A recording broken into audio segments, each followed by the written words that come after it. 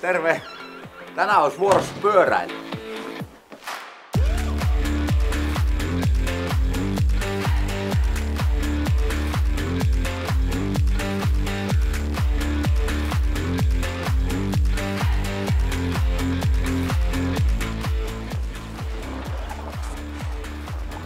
Pyöräilyhän on hauska laji näin talvellakin.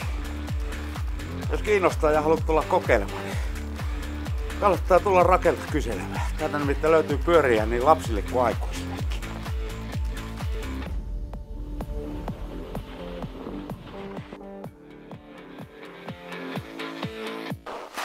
Tiesitkö muuten sellaista, että pyörä keksittiin Mesopotamiassa noin 3000 vuotta ennen ajanlaskun alkua? Polkupyörää piti odotella 1260-luvulle asti.